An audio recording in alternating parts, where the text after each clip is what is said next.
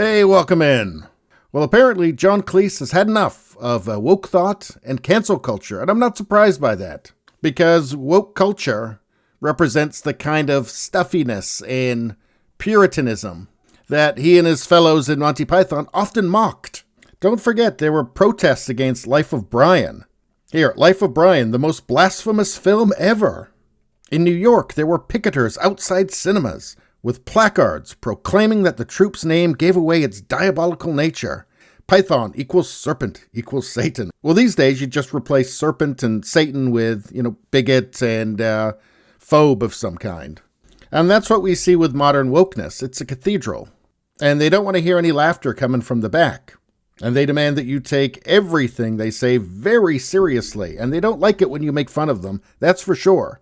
But what's going on here? A comedian to interview canceled subjects while examining, quote, all aspects of political correctness. There's so much I don't understand. Well, you're not alone in that.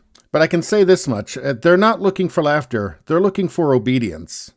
And I'm talking about woke culture there, of course.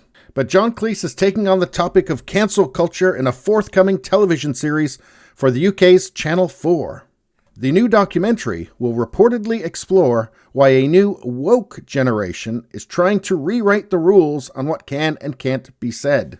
Sir, and how are we today? Better. Better? Better get a bucket. I'm going to throw up. And I can tell you that that's because it's an end in and of itself. Every word that's banned is a win, which immediately gives way to the next naughty thing that nobody's allowed to say from now on. Anyway, Cancel Me will see the British comedian and actor meet various subjects who claim to have been cancelled for their actions or statements, and activists who have led opposition to various public figures. Let's see, in a statement, Cleese said, I'm delighted to have a chance to find out on camera about all the aspects of so-called political correctness. There's so much I really don't understand, like how the impeccable idea of let's all be kind to people has been developed in some cases ad absurdum. I mean, an important point about this is that to be seen, and everything these days is about being seen, I still maintain that, I maintain that at most of the social justice protests, if you couldn't post a selfie of yourself being at the protest for good thing, there'd be nobody at them. But back to the point, it's about being seen as being kind. In order to be seen as kind, there have to be people that are seen as not kind. People that can create that contrast with you. Who's the kind one and the empathetic one? And if you're suddenly designated as not the good person by woke culture, then it's open season on you.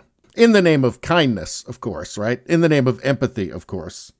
You have absolutely no sense of humor, do you? Quote, I want to bring the various reasonings right out in the open so that people can be clearer in their minds about what they agree with, what they don't agree with, and what they can still make their minds up about. Oh, that sounds like free thinking to me.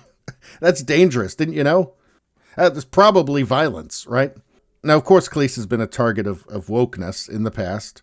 And we see here in June 2020, he responded angrily to a UK TV decision to remove from streaming an episode of his comedy Fawlty Towers that contained, quote-unquote, racial slurs. The episode, The Germans, contained a scene in which the character of Major Gowan uses racist language in an anecdote about the West Indies cricket team. And what did Cleese say about this? Quote, if you put nonsense words into the mouth of someone you want to make fun of, you're not broadcasting their views, you're making fun of them. The Major was an old fossil left over from decades before. We were not supporting his views, we were making fun of them. If you can't see that, if people are too stupid to see that, what can one say? Shut up! Well, I will say that I don't think it's that people are too stupid to see it. I think it's that they don't care. I think that in woke culture, everything is a potential offense, and every offense is a potential opportunity. An opportunity for what? To prove your loyalty to the cult, and that you are enlightened. Anyway, he goes on, quote, political correctness stuff started out as a good idea, which is, let's not be mean to people. And I'm in favor of that despite my age, he told BBC Radio 4's Today program. The main thing is to try to be kind, but then that becomes a sort of indulgence of the most oversensitive people in your culture. the people who are most easily upset.